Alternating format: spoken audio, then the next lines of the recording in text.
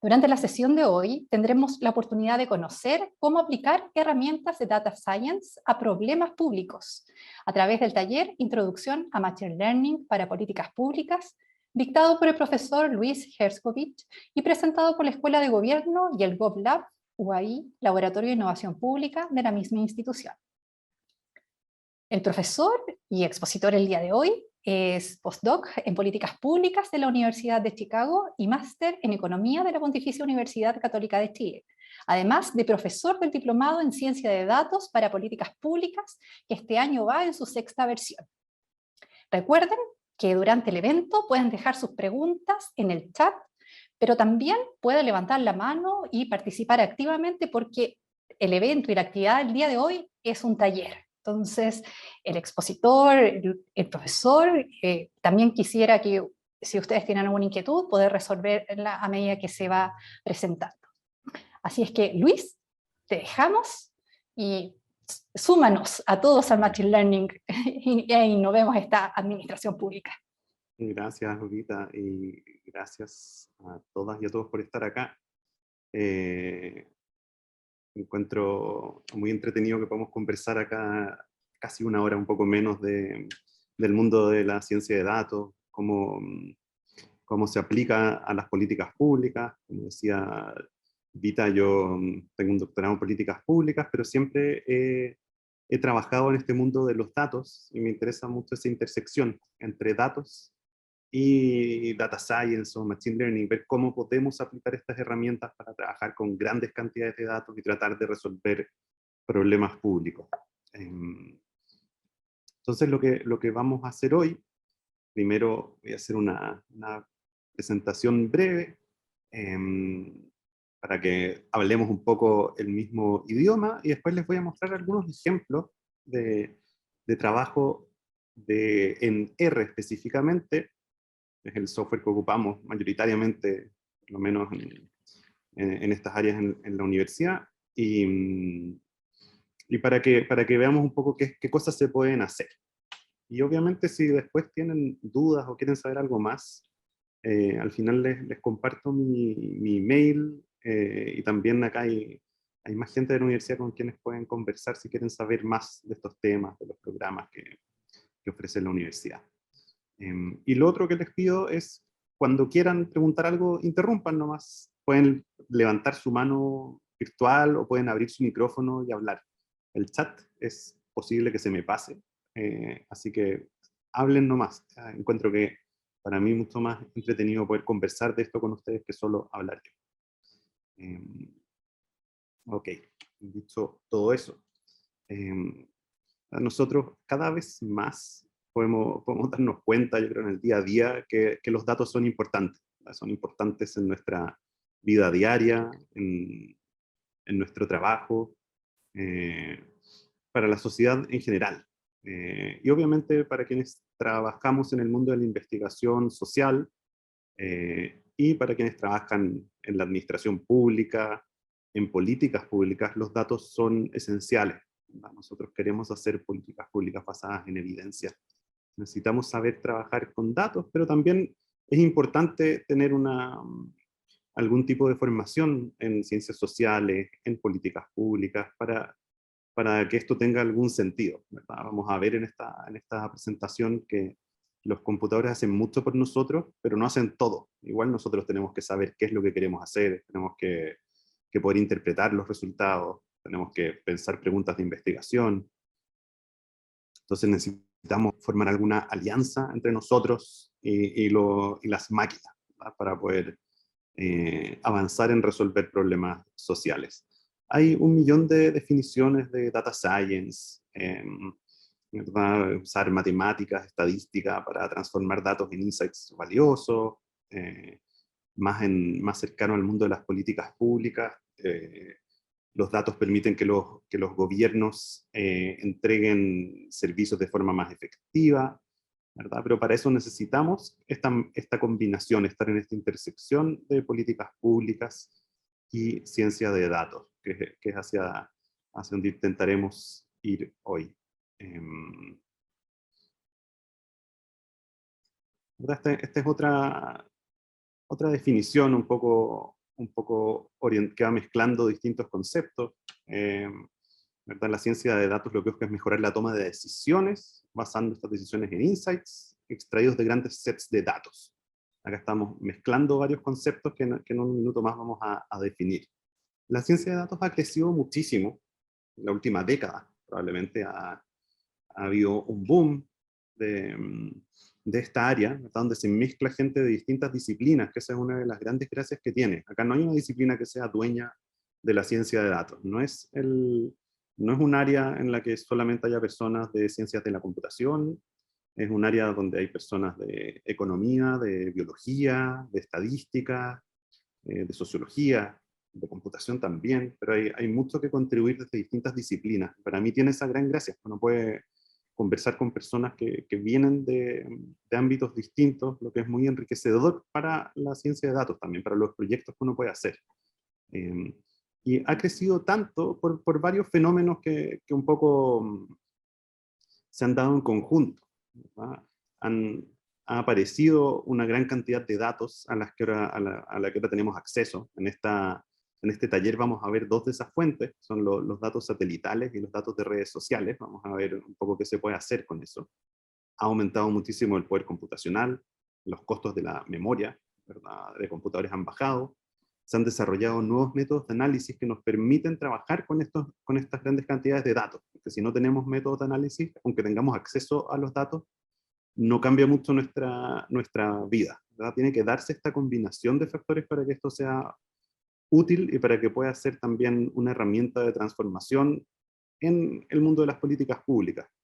Y afortunadamente ahora tenemos ese acceso a datos, y los gobiernos cada vez dan más acceso a datos administrativos, hay muchos datos públicos, por ejemplo los datos de satélites que vamos a ver en un ratito, son datos públicos. Existen también datos de satélites comerciales, pero hay datos que son perfectamente usables, que están abiertos, ¿verdad? Y además hay herramientas abiertas y gratuitas para analizar y acceder a esos datos. Entonces toda esta combinación es la que nos permite, que el mundo de data science haya crecido tanto. Vamos a usar R hoy por un par de razones. Principalmente hay dos maneras actualmente, hay otros programas, pero para entrar al mundo de la ciencia de datos, dos grandes maneras que serían Python y R, son igual de válidas, pero R tiene la gracia en este momento de que está siendo usado en empresas, en universidades y en el gobierno. Entonces Python también se usa, pero se está usando de forma bastante transversal, es una manera un poco más amistosa también a veces de acceder a este mundo. Así que vamos a enfocarnos en dos ejemplos en R hoy. También ya hago clases en el diplomado de Data Science para Políticas Públicas de la universidad, donde las clases son en el lenguaje R, hay cursos de R que ofrece el GovLab de la universidad, entonces hay un poco un ecosistema acá que apoya ese camino. Damos un par de definiciones rápidas para estar hablando de lo mismo. A veces se habla de inteligencia artificial, big data, data mining, machine learning, como si fuesen lo mismo, ¿verdad? No son exactamente lo mismo, pueden tener áreas en las que tienen cosas en común, ¿verdad? Y a veces trabajamos en problemas de big data usando machine learning, pero lo que vamos a hacer, ¿verdad?, acá es un poco tratar de distinguir qué significa cada concepto. Cuando hablamos de data mining en general, vamos a estar pensando en el campo que intenta encontrar patrones en un gran set de datos. Entonces acá como la minería de datos, como dice el nombre. Es sentarse frente a una montaña de datos y tratar de encontrar qué es lo que esconden esos datos. Este es un concepto más antiguo, de los 90. Después tenemos Machine Learning, que aparece el concepto antes, pero no exactamente como lo entendemos ahora, que se refiere al desarrollo de algoritmos para procesar estas grandes cantidades de datos. Y el objetivo acá va a ser construir modelos predictivos principalmente, no solo predictivos, pero principalmente predictivos, que pueden ser utilizados en distintos procesos. Nosotros Vamos a dividir esto entre aprendizaje de las máquinas, que es supervisado por nosotros, y el que pueden realizar las máquinas sin supervisión, los computadores. Después tenemos el concepto de Big Data. Acá estamos refiriéndonos a cantidades de datos que son tan grandes, que se generan a tanta velocidad, que tienen tanta variedad, que no podemos trabajar con ellos con software estadístico que usamos de forma diaria.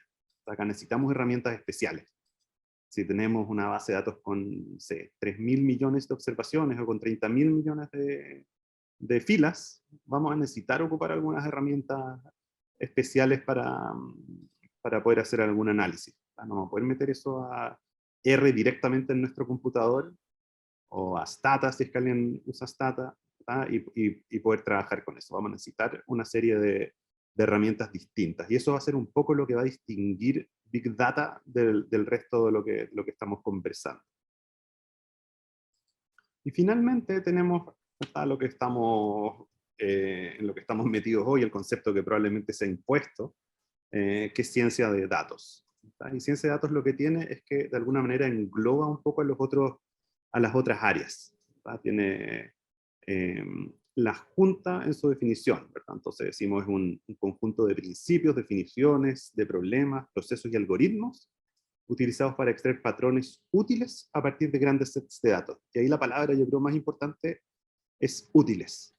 Acá no estamos solamente tratando de encontrar patrones porque sea interesante o por amor al arte. Lo que queremos es extraer insights que podamos transformar en acciones, que es otra de las cosas importantes que nosotros vemos en el diplomado, y que por lo menos a mí me gusta mucho. Nuestros estudiantes del diplomado de Data Science hacen proyectos aplicados con datos del sector público, y una de las características esenciales de esos proyectos es que tienen que poder ser amarrados a acciones que se puedan tomar desde el sector público. No solamente es para aprender de algo, sino que tienen que llevarnos a una acción. Entonces, si alguien hace un proyecto por ejemplo, para predecir deserción escolar, esa predicción, tenemos que pensar qué acción podemos tomar una vez que tengamos esa predicción. No sirve solamente predecir por predecir.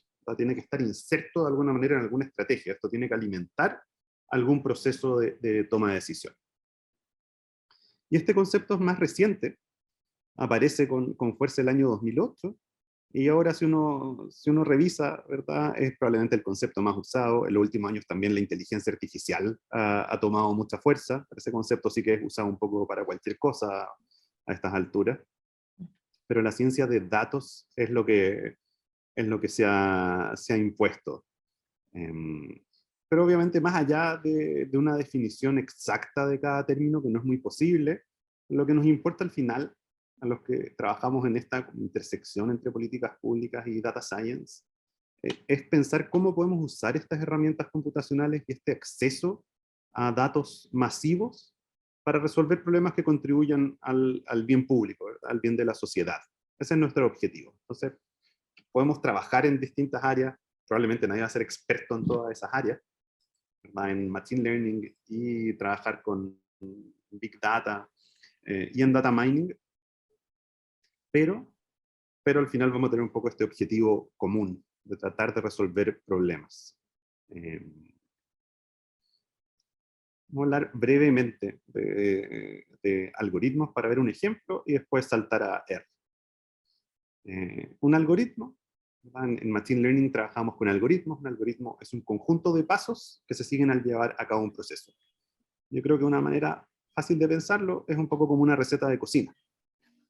Nosotros podemos escribir una receta de cocina paso a paso, ¿verdad? Tenemos que poner harina en un bowl, tenemos que ponerle después un par de huevos, un poco de sal, después hay que revolverlo, ¿verdad? Después hay que meterlo al horno. No sé qué estoy cocinando con mi receta, no creo que sea muy exitoso, pero ¿verdad? Es una lista de pasos que un robot podría seguir, ¿verdad? Que no requieren más instrucciones que lo que está ahí. Entonces nosotros seguimos algunos algoritmos en nuestra mente, ¿verdad? Cuando caminamos por la ciudad, llegamos a una intersección y queremos saber si cruzar o no, vamos a hacer algo como lo que está descrito en este diagrama, ¿verdad? Vamos a llegar a una intersección, vamos a mirar el semáforo peatonal y vamos a preguntarnos, ¿está verde sí o no? Si está verde, vamos a cruzar la calle. Si no está verde, vamos a apretar ese mítico botón que pareciera no hacer absolutamente nada, ¿verdad? Y que yo creo que el 90% ya no se prende ni siquiera la lucecita y se espere para cruzar la calle. Pero aún así vamos a apretarlo y vamos a volver atrás, ¿verdad? Por nuestra flecha roja, y vamos a volver a mirar el semáforo peatonal, y vamos a volver a preguntarnos si está verde. Si la respuesta de nuevo es no, vamos a apretar más veces el botón, vamos a volver a mirar y eventualmente la respuesta va a ser sí, ¿verdad? Y vamos a seguir por esta línea de nuestro algoritmo y vamos a cruzar la calle. Eso es básicamente lo que le estamos diciendo a un computador. Y hay algoritmos súper simples, como por ejemplo ordenar una lista, ¿verdad? De mayor a menor, puede ser un algoritmo, y algoritmos mucho más complejos, como los que usamos, ¿verdad? Cuando estamos haciendo alguna predicción con redes neuronales, que van a tener algunas partes un poco más difíciles de entender entre medio. Pero los dos son algoritmos al final. El concepto sigue siendo el mismo. Vamos a decir que los algoritmos son una serie de observaciones, instrucciones y decisiones que le dicen al computador cómo llevar a cabo una acción. Veamos un ejemplo súper rápido de un algoritmo que se usa bastante, pero para que vean lo simple que es, ¿ya? Porque a veces cuando uno está metiendo en este mundo, la palabra algoritmo puede dar un poco de susto o sonar como algo muy complejo, y no necesariamente es complejo. Entonces, por más de un siglo se ha discutido si el tomate es una fruta o un vegetal. Nosotros sabemos la respuesta desde el punto de vista de la biología, o sea, de la realidad, ¿verdad? El tomate es una fruta, pero en distintos momentos, en distintos países, se ha considerado que el tomate es un vegetal por temas de impuestos, de importaciones, porque tienen distintos montos la fruta y los vegetales en algunas partes. Entonces había una especie de discusión de qué es un tomate. Entonces, imaginemos que llega un extraterrestre a la Tierra y quiere saber cómo clasificar a los tomates. Y va a tener este extraterrestre una lista de distintas comidas con un puntaje de 1 a 10 en 2 dimensiones. Si la comida es crujiente y si es dulce. Entonces, una comida que no sea ni crujiente ni dulce va a tener un 1 en las 2 categorías, y una comida muy crujiente y muy dulce va a tener un 10 en las 2 categorías, en las 2 dimensiones. Entonces, digamos que el extraterrestre llega, ¿verdad?, con esta lista. Entonces dice la manzana, tiene un 10 en dulce, súper dulce, y tiene un 9 en crujiente, y además su lista le dice la manzana es una fruta. Y también su lista tiene tocino, que dice tiene solo un 1 de dulce, no es para nada dulce, es más o menos crujiente, y es una proteína. Y así, ¿verdad? El plátano es muy dulce, no es nada crujiente, es una fruta. Podemos estar en desacuerdo, ¿verdad?, en los puntajes de esta lista del extraterrestre, pero está bien, ¿verdad? Esta es su lista. ¿Verdad? El apio no es dulce, es súper crujiente, es un vegetal, y así. Entonces tiene esta lista, el extraterrestre, y cómo la puede usar para tratar de saber si el tomate es una fruta o un vegetal, o una proteína eventualmente. El extraterrestre ni siquiera sabe eso. El extraterrestre puede hacer un gráfico y poner esto mismo que acabamos de ver en 2 dimensiones, ¿verdad? Crujiente y dulce. Entonces el plátano nada crujiente, muy dulce, la manzana crujiente y dulce, la zanahoria súper crujiente, etc. ¿Okay? Entonces va a tener esto, y su pregunta va a ser, ¿en cuál de estos grupos? Porque pareciera, ¿verdad? Pareciera haber algunos grupos. El extraterrestre se da cuenta, este grupo rojo son las frutas, ¿verdad? Los azules son los vegetales y los verdes las proteínas. ¿Hacia dónde debería ir el tomate? El extraterrestre va a probar el tomate, ¿verdad? Y le va a dar un puntaje. Va a decir, no me parece muy crujiente, le pongo un 4 en crujiente, pero igual es un poco dulce, un poco más que la mitad por lo menos, así que digamos que tiene un 6 en dulzor o dulzura. ¿Dónde quedaría el tomate en el gráfico? Acá, ¿verdad? En el 6 de dulce y 4 de crujiente. Esto no ayuda particularmente al extraterrestre, ¿verdad? Porque está como lejos de los distintos grupos. Entonces, ¿qué puede hacer? ¿Cómo puede usar un algoritmo para saber dónde debe ir el tomate? Nuestro amigo va a decir, quiero ver quiénes son los vecinos más cercanos del tomate, ¿verdad? Porque nosotros sabemos, esta es una de las leyes de la geografía, que dice las cosas más cercanas se parecen más entre sí que las más lejanas. Eso se cumple en distintos ámbitos. Lo que está más cerca se parece más a las otras cosas que están cerca, ¿verdad? Por ejemplo, la vegetación en una zona que está cerca va a ser parecida entre sí si la comparamos con, por ejemplo, la vegetación de un desierto que está mucho más lejos. Entonces, nuestro amigo va a decir, ok, voy a calcular la distancia en el plano, ¿verdad? En este plano, entre el tomate y sus vecinos. Entonces, y para eso usamos una fórmula de distancia súper simple, ¿verdad? Que no tiene ninguna gracia en particular, se pueden usar distintas fórmulas, pero va a calcular cuán lejos está cada una de estas otras comidas del tomate, ¿verdad? Y va a completar una tablita de las distancias que están acá al final, ¿verdad? Espero que se vea bien. En la manzana entonces está a 6.4 unidades de distancia, el tocino a 5, el plátano a 5. La que está más cerca es el pescado, ¿verdad? Usando ese cálculo, la que está más cerca efectivamente es el pescado. Entonces, si es que el extraterrestre dice, voy a considerar solo al vecino más cercano, necesariamente el tomate tiene que ser una proteína. ¿Verdad? Ya va a volver a su nave espacial y le van a decir, nos suena muy creíble eso. ¿Verdad? Vuelve a seguir con esa investigación y va a decir, ok, entonces no solo voy a considerar al vecino más cercano, sino que voy a mirar a los 3 que están más cerca en ese plano y voy a sumar las categorías que están de los 3 que están más cerca. Entonces, si por ejemplo 2 son proteína y 1 es vegetal, voy a decir el tomate es una proteína. Si los 3 son vegetal, voy a decir que es vegetal, ¿verdad? Voy a ocupar esa como una votación mayoritaria. Así, hasta ahora estaríamos pensando el tomate es una proteína si usamos el vecino más cercano. Este algoritmo se llama K-Nearest Neighbors, los K vecinos más cercanos. Este K es el número de vecinos que consideramos, ¿verdad? Y por eso se llama KNN, K-Nearest Neighbors. El K es nuestra elección. Entonces ahora estamos diciendo, si K igual 1, el tomate es una proteína. Pero ¿qué pasa si decimos K igual 3, ¿verdad? Si es que hacemos eso, los vecinos más cercanos ahora son también, el pescado sigue siendo el más cercano, pero también están las naranjas y las uvas, ¿verdad? Entonces ahora contamos qué son, ¿verdad? La naranja y la uva son frutas, el pescado es una proteína, pero tenemos 2 frutas y una proteína, entonces gana la mayoría y decimos, el tomate tiene que ser una fruta. Nosotros sabemos que eso está bien, ¿verdad? Pero, si se fijan, llegar a esa respuesta depende de cuántos vecinos yo elija. Hay técnicas, ¿verdad?, que podemos usar para encontrar ese K óptimo, pero a veces también nosotros tenemos que aportar ese K. Tenemos que decir cuál es el número de vecinos que hace sentido, o cuando trabajamos en problemas en los que hay que buscar grupos, por ejemplo, de observaciones, grupos de personas, ¿verdad? Tenemos una base de datos gigante y queremos encontrar distintos tipos de usuarios de un servicio o un ministerio. Tal vez nosotros vamos a tener que decir cuántos grupos creemos que hay, cuántos grupos deberíamos encontrar. Entonces esa decisión que tomamos de cuál es el K que queremos usar, cuál es la cantidad de vecinos, va a influir en lo que nosotros, ¿verdad?, en la clasificación que hagamos del tomate en este caso. Si elegimos un K muy, muy grande, nuestra predicción va a tener poca varianza, pero mucho sesgo, entonces nos vamos a perder todas las sutilezas de los datos. Y si solo usamos al vecino más cercano, nos va a pasar lo que nos pasó al principio, ¿verdad? Nuestra estimación puede caer en un error solamente por alguna observación un poco extraña. Entonces, ¿cuál es la conclusión de esto? ¿Verdad? Los algoritmos van a hacer mucho por nosotros, pero no van a hacer todo el trabajo, ¿verdad? Nosotros vamos a tener que hacer una parte súper importante del trabajo, y eso es algo que en el diplomado de la universidad tiene mucho énfasis. El trabajo al final, ¿verdad? Uno aprende todas estas herramientas, uno aprende algoritmos, uno aprende a programar en R.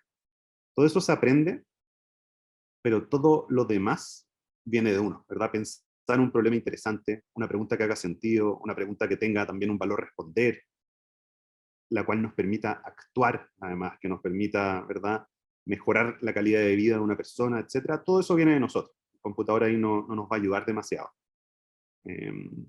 Y para terminar esta parte de presentación y pasar a R, está un poco para continuar con esa idea. En la Segunda Guerra Mundial, los aviones aliados que volvían a una base, se les hacía un dibujito con un registro de cuántos hoyos de bala tenían. Entonces la decisión de la Fuerza Aérea era decir, ¿verdad? Acá pareciera que al medio y en las alas y en la cola los aviones reciben muchos disparos, entonces lo que tenemos que hacer es reforzar la armadura en estos lugares, ¿verdad? Porque ahí es donde le están disparando. Hasta que un matemático en Nueva York, Abraham Wald, dijo, no, lo que tenemos que hacer es justo lo contrario. Lo que tenemos que hacer es reforzar estas partes de acá, ¿verdad? Estas partes que no tienen hoyos de bala. ¿Por qué? Porque estas son las partes que los aviones que se caen, ¿verdad? Nosotros no estamos viendo. Los aviones que no llegan de vuelta a la base probablemente recibieron disparos acá. Los que llegan de vuelta, con todos estos hoyos, igual llegan de vuelta, ¿verdad? Pero cuando a un avión le disparan por acá, nosotros nunca lo vemos porque ese avión se cae. Eso nosotros lo llamamos el sesgo de supervivencia, ¿verdad? Nosotros no estamos viendo toda la realidad, sino que estamos viendo a quienes sobrevivieron, por ejemplo. Entonces, tenemos que tener ese tipo de sesgos en mente cuando trabajamos con datos, porque el computador no lo va a hacer por nosotros.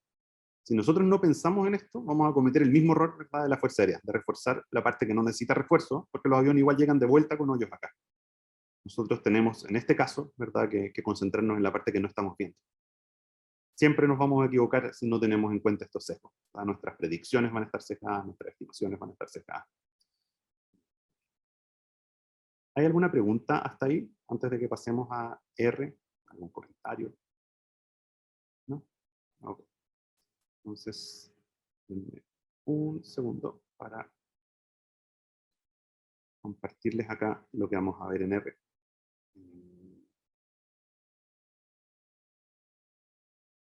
Okay.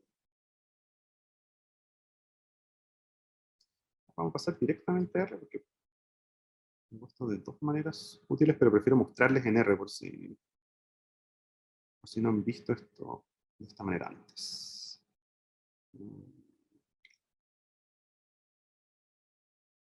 Esta ventanita que espero que estén viendo ahora es R, ¿verdad? Es un programa que usamos nosotros. Y en R se pueden hacer muchísimas cosas. Hay cosas útiles para este mundo de políticas públicas. Y un problema típico en muchas partes del mundo es que no hay datos para responder una pregunta que queremos. Esto es especialmente cierto en países en desarrollo. Si vamos a África, va a haber países en los que no hay información estadística desde hace muchos años. No se hace un censo con alguna periodicidad razonable. No hay encuestas a hogares equivalentes como la encuesta Kaizen que hay en Chile, desde donde podamos obtener información confiable. Y si nosotros no tenemos datos, no podemos implementar políticas públicas muy buenas, tampoco podemos evaluarlas. Necesitamos tener datos para poder evaluar políticas públicas. No basta con decir me parece buena o creo que puede ser buena o una buena idea o una buena intención. Si no tenemos datos no podemos evaluarla. Entonces, el mundo de la ciencia de datos, de machine learning, de big data, nos permite acceder a estos datos que podemos usar para evaluar políticas públicas. Y una fuente que está siendo cada vez más usada son los datos que provienen de satélites. Hay satélites, ¿verdad? Muchísimos, dando vueltas, orbitando la Tierra constantemente. Y estos satélites tienen dos tipos de sensores activos y sensores pasivos. Los sensores pasivos lo que hacen es que están capturando la energía que se refleja o que se emite desde la superficie terrestre, como la luz solar, las luces de una ciudad. Hay parte de eso que nosotros vemos y parte de eso que nosotros no vemos, ¿verdad?, que no está en el espectro visible, pero los satélites igual tienen sensores para capturarlo. Y una cosa interesante que capturan son lo que se llaman las luces nocturnas, que son las luces que se emiten de noche desde el planeta Tierra. Y esas luces, y hay hartos estudios que muestran, están cercanamente relacionadas al desarrollo económico. Si nosotros vemos que en una parte de la Tierra empiezan a aparecer más luces de noche, eso generalmente se asocia a que está aumentando la actividad económica, se está desarrollando esa zona, etc. Puede haber más actividades industriales que se desarrollan de noche con luces, puede ser que más viviendas hayan sido conectadas a la red eléctrica, pero algo significa en el tiempo. Y si nosotros vemos los datos, eso está asociado a desarrollo económico. Entonces tiene un valor en lugares en los que, por ejemplo, no hay un censo, poder usar esta información para medir crecimiento económico. Vamos a saltar un poco acá. Otra cosa, vamos a llegar a las luces, pero antes de eso, quiero hacer un pequeño paso por lo que son otros datos que capturan los satélites que tienen que ver con cuán verde es un área. Cada elemento en la Tierra emite luces en distintas bandas que el satélite puede capturar, y una muy característica es la vegetación. La vegetación es fácil de detectar desde el espacio. Acá lo que estamos haciendo es cargar algunos paquetes que vamos a usar en R, y le vamos a pedir a R, esto lo va a hacer en tiempo real, así que se va a demorar unos segundos, porque tiene que conectarse a un servidor que tiene esta información no está en mi computador, sino que tiene que bajarla. Pero vamos a descargar información sobre la cobertura terrestre de vegetación en la región metropolitana, ¿ya? Para que veamos más o menos en qué día del año tenemos una cobertura más verde y en qué días no, ¿ya? Estos son solo unos segundos hasta que tengamos eso. Y lo que vamos a tener es un índice que va de 0 a 10, ¿verdad? Donde 0 va a ser un suelo sin cobertura, por ejemplo, concreto, y 10 va a ser un bosque muy denso. Entonces esa parte está terminando, y le vamos a pedir a R que con esa información que descargó nos haga un gráfico de la región metropolitana.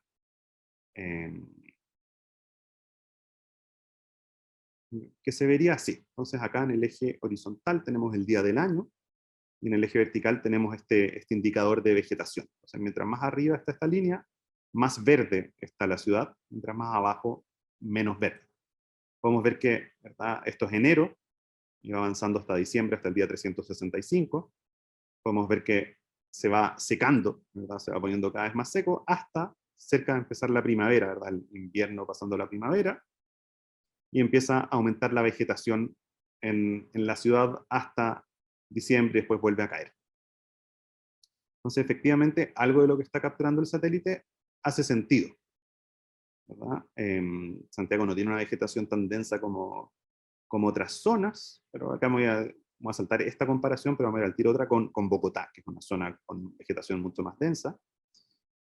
Pero lo que podemos hacer nosotros también es bajar información de satélites con un paquete R que se llama el Google Earth Engine, que tiene información histórica de satélites, pero también se va actualizando todos los días. Entonces, cuando un satélite en la noche pase por arriba de sus casas, ¿verdad? Y saque mediciones con sus sensores, esa información al día siguiente va a estar disponible, y nosotros nos podemos conectar acá desde R y descargarla para hacer distintas cosas.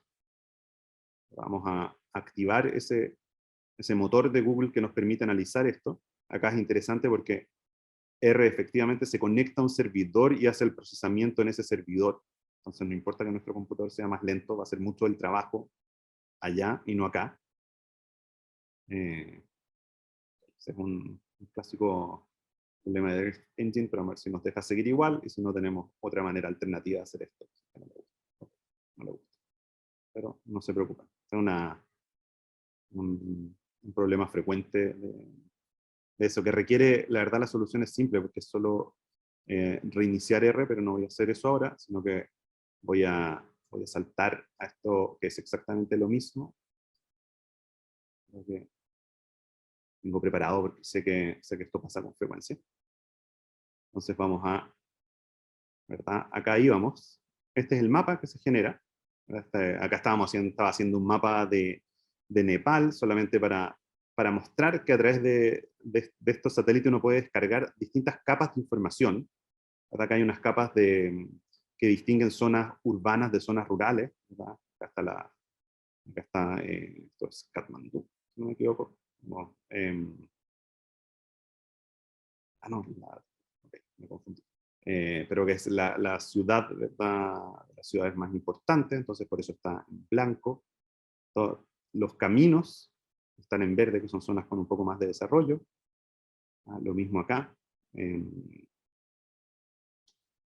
Podemos hacer después esto mismo, pero obtener información directamente del satélite sobre la cobertura de vegetación y transformar eso. Todo esto se hace con R conectado a este motor de Google, hacer una animación solo con estas líneas de código, ¿verdad? Acá está bajando información del satélite, la está procesando, y podemos hacer una animación que nos muestre la cobertura de vegetación en la región metropolitana. Las zonas más verdes están ¿verdad? A lo largo, como vimos en el gráfico anterior, a medida que se acerca diciembre se va poniendo más verde, después se empieza a secar. ¿Cierto? La gracia de esto es que es fácil de hacer. Eso es algo interesante. Nosotros después podemos obviamente procesar esta información, podemos transformar esto en una especie de grilla, ¿verdad? Y tener información para cada cuadradito de la región metropolitana para saber en qué fecha del año, ¿verdad?, está más verde y en cuál no. Entonces ahí ya instantáneamente hay mucho que podemos hacer, ¿verdad? Esta información nos permite entender diferencias en la ciudad. Tal vez nosotros en Chile tenemos más datos para medir eso, pero en partes en las que no los tenemos, esto ya es interesante. Vamos a ver acá la comparación con Bogotá.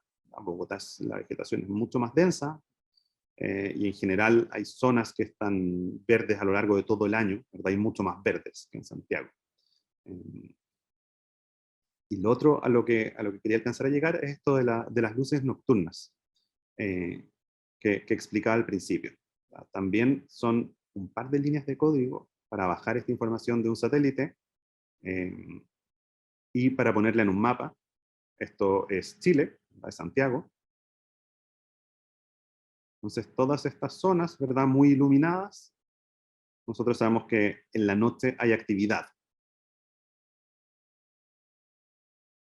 Podemos agregar, bajar información de distintos momentos del tiempo. Entonces podemos ver cómo ha ido cambiando esta luminosidad, ¿verdad? Este es el año 2014. Vamos a aprenderle el año 2020. Ahí vemos que efectivamente incluso acá la ciudad ha cambiado en términos de la luz que se produce. Y hay zonas como acá, por ejemplo, vamos a hacer un zoom. El 2014 tenían menos luz, y cuando es el 2020 claramente ha habido desarrollo urbano. Nosotros podemos medir este desarrollo urbano aprovechando estas imágenes satelitales que están siendo capturadas todos los días. No tenemos que hacer nada nosotros para que esto aparezca, ¿verdad? Esto simplemente se genera y nosotros podemos acceder a ello. Los satélites comerciales tienen una mejor resolución, entonces nos permiten hacer cosas más interesantes, pero los satélites públicos como esto también, ¿verdad? Y finalmente podemos como construir una capa especial en R que nos permita medir las zonas en las que ha aumentado más la luz.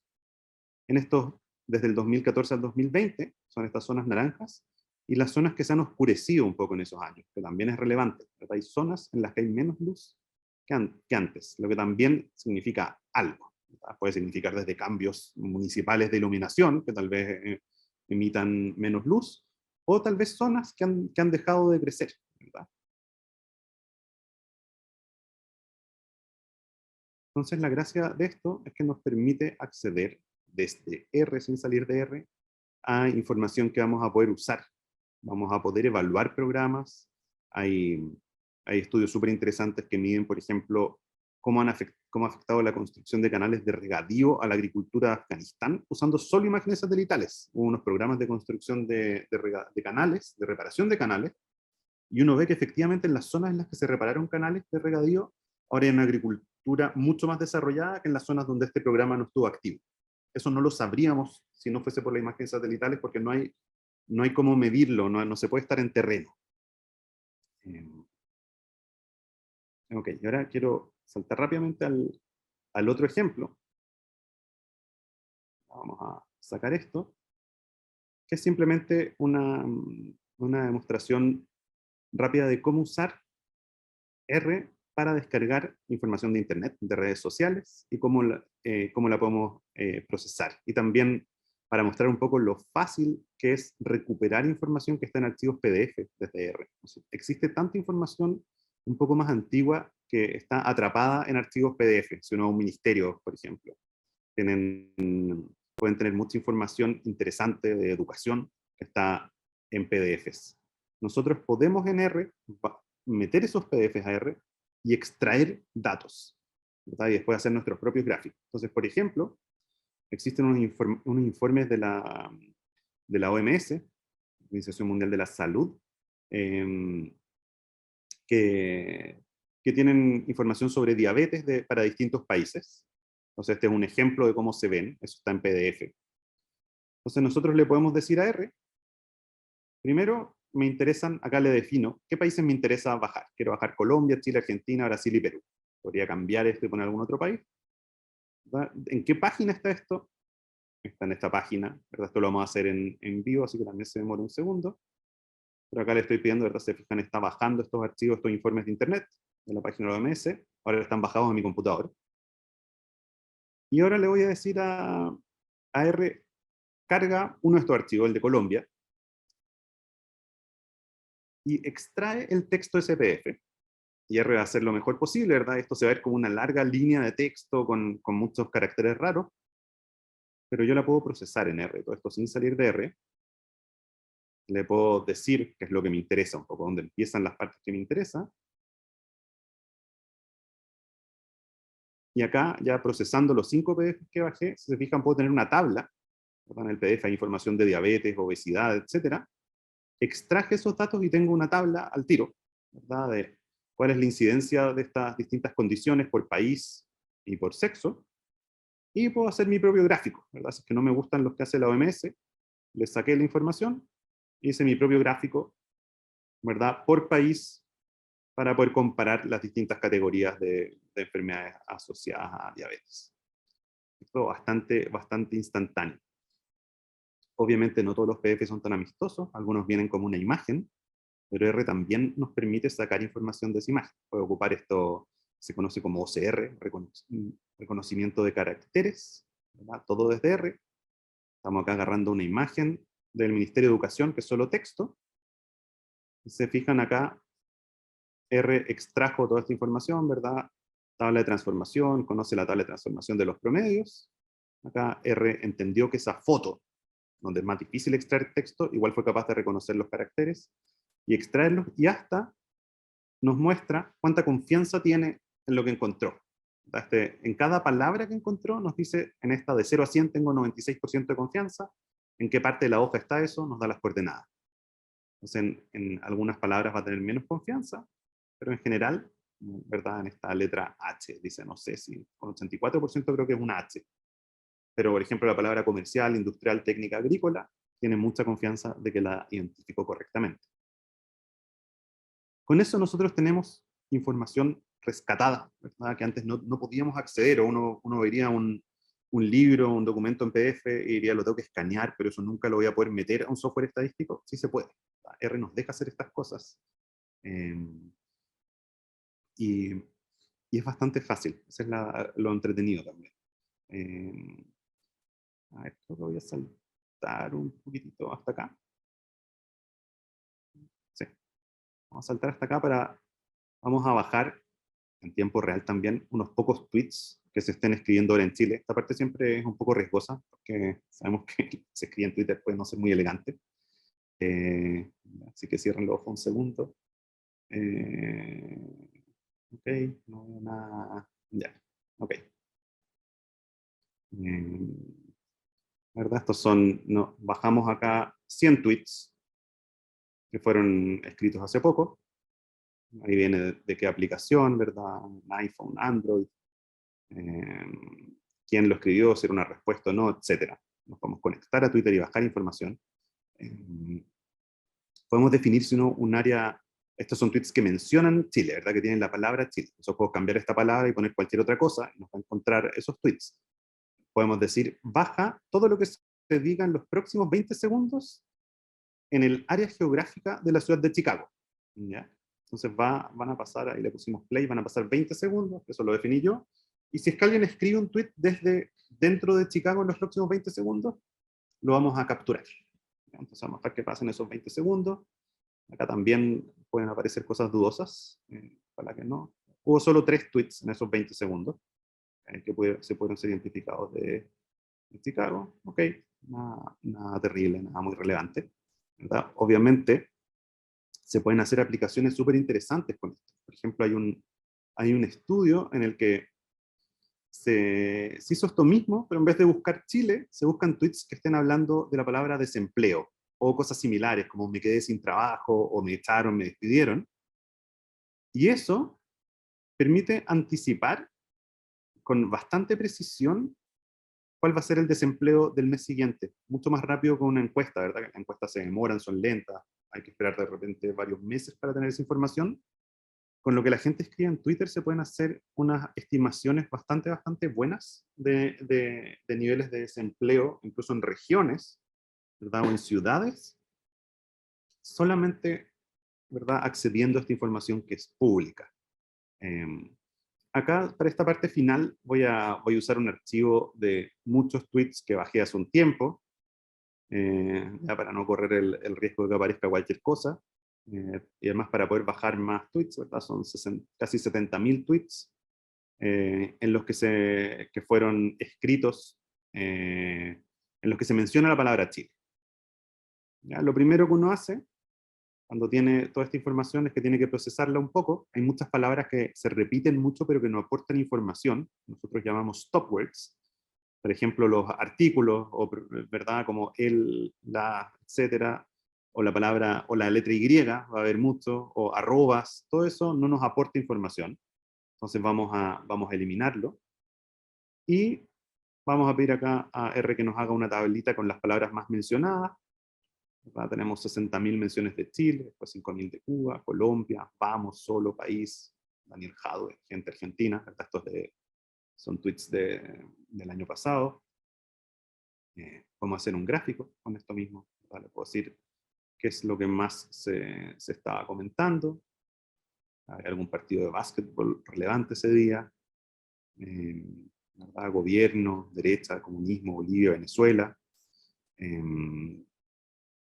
Muchas veces, si es que miramos una sola palabra, nos va a faltar contexto, ¿verdad? Porque puede ser que mucha gente esté hablando de Chile, pero no sabemos si eso va a ser positivo o negativo, ¿verdad? Es distinto que diga viva Chile, ¿verdad? O que diga en Chile todo está mal. Entonces podemos juntar grupitos de palabras, en este caso solo dos, para que no sea tan eterno, pero para obtener un poquito más de contexto.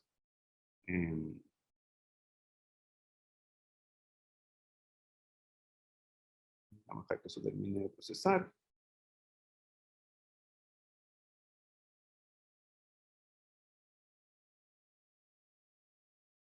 Ahí falta un poquito.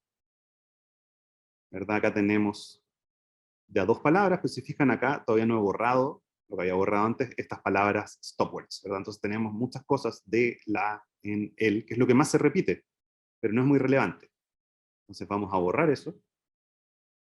Acá todo es un poquito más lento cuando trabajamos con grupos de dos palabras. Muchas veces cuando hacemos esto en verdad queremos trabajar con grupos de 4 palabras. Entonces es mucho más lento. Esto es solo para efectos de demostración. Pues en el ejemplo anterior del desempleo, muchas de las frases van a ser más largas que 2 palabras. Vamos a necesitar capturar me despidieron de mi trabajo, o algo así, para entender realmente de qué se está hablando. Pero relativamente rápido igual, así que no teman. Vamos a dejar que eso termine. Ahí está casi listo. Ahora nos va mostrando ahí el progreso en esta barrita verde que va bajando.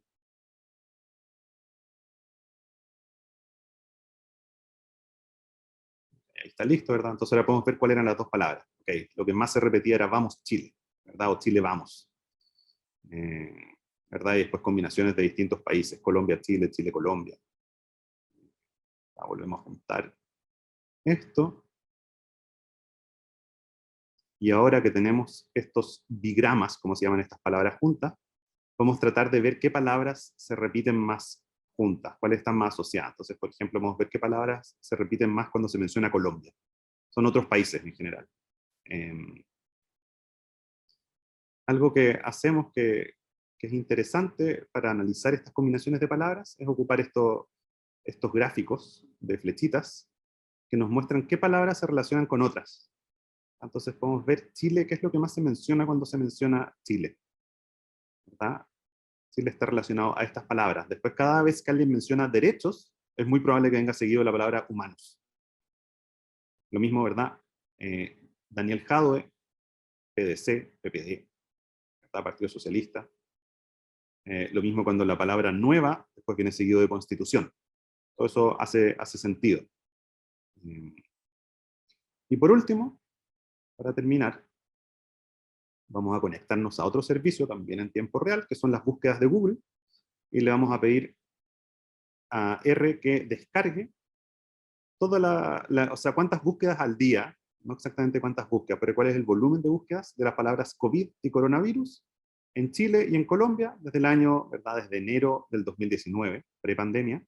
Vamos a ver si alguien ya estaba buscando eso antes de que empezara la pandemia, sería sospechoso. Y, ¿verdad? Hasta hoy. Entonces démosle o sea, coronavirus igual hay búsquedas porque el coronavirus existe ¿verdad? Mucho antes, pero la palabra COVID no debería ser muy frecuente. Ok, entonces R está bajando esta información de Google, mientras hablamos.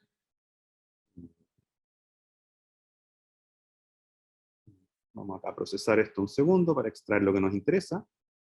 Y ahora podemos graficar estos volúmenes de búsqueda en Chile y Colombia. Se fijan un gráfico, este es todo el código que se necesita para hacer un gráfico así, bastante profesional. Entonces podemos ver en verde acá arriba están las búsquedas de la palabra coronavirus.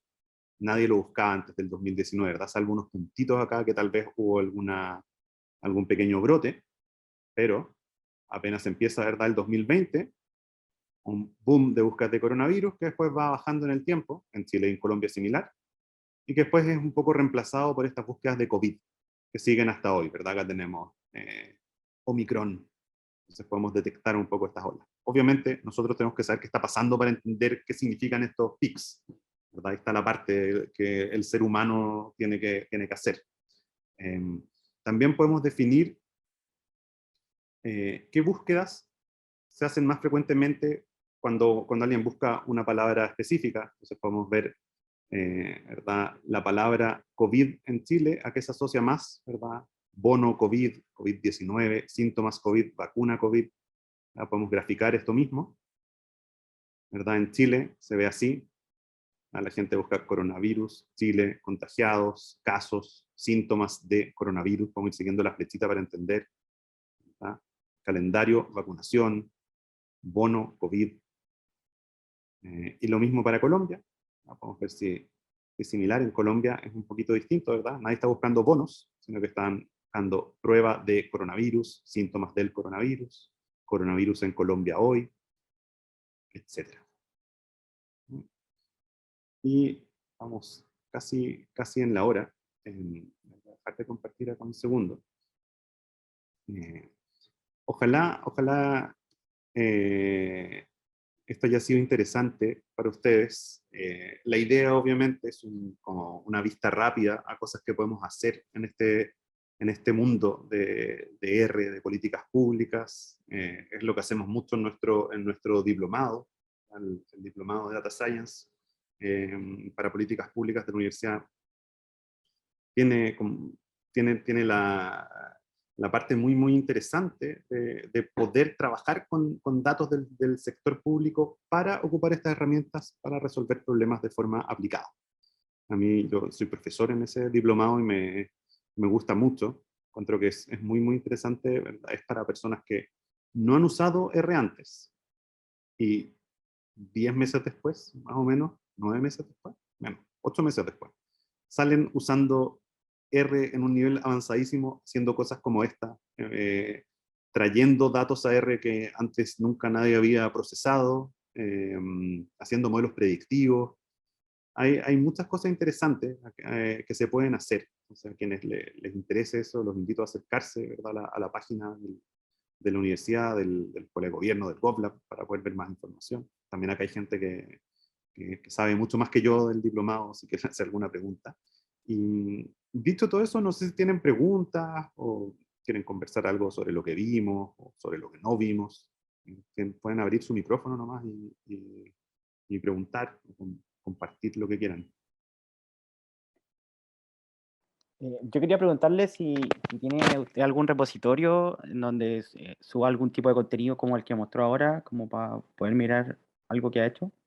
Tengo un repositorio, pero es privado, desgraciadamente porque hay trabajos que no son compartibles, lo lamento. Puedes buscar mi página, puedes ver ahí, no sé si están funcionando los links en este momento, creo que sí, pero hay algún paper ahí que puedes descargar ocupando como datos para analizar elección de colegios en Chile, eso sí, pero no un repositorio.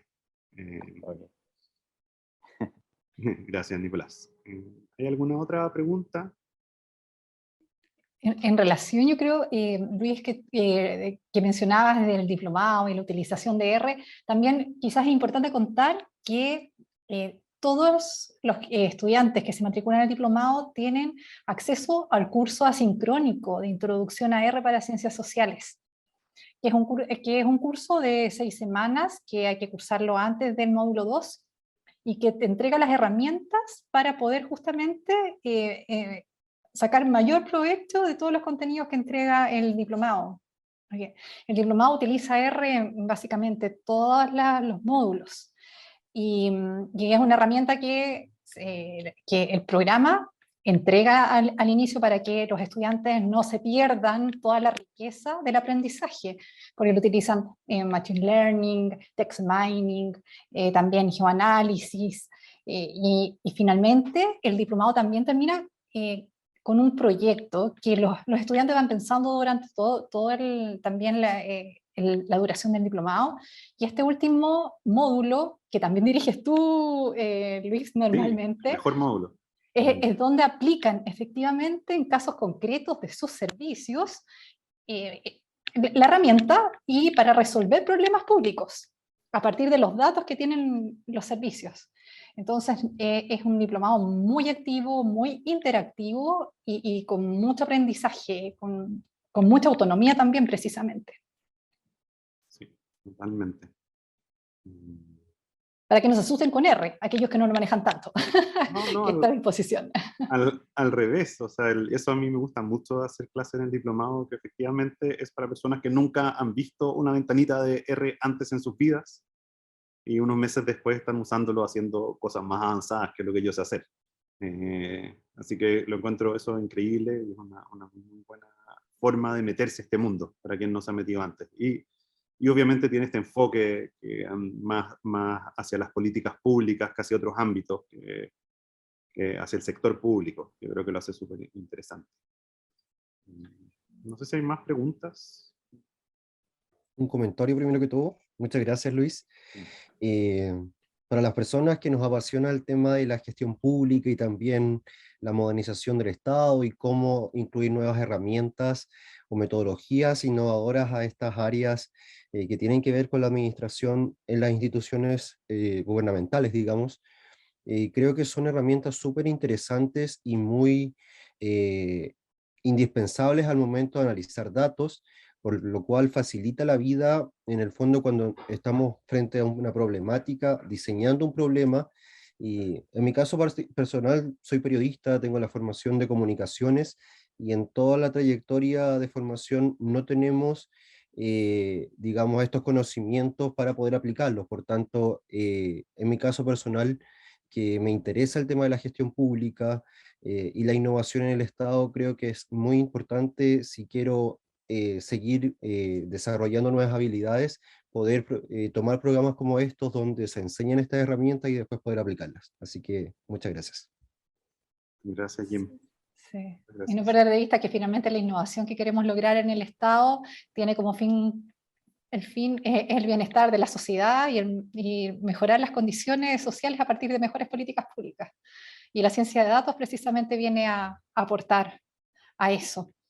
En honor al tiempo y en que esta feria, esta expo virtual, tiene un programa también que continúa, queremos darte las gracias a ti también, Luis, por esta aproximación a estas herramientas, y invitar a todos a seguir también GovLab, si están interesados en nuestros programas, también visitar nuestras páginas web, que durante toda esta sesión fue Jim compartiendo, y dejarles las puertas abiertas también a nuestras redes sociales y a seguirnos y seguir a la Universidad Adolfo Ibáñez y a la Escuela de Gobierno. Así que nos despedimos, les damos las gracias por estar con nosotros, una bienvenida también a aquellos que quieran sumarse a nuestro plan de formación. Muchas gracias, Luis, y gracias a todos los que estuvieron conectados en esta sesión.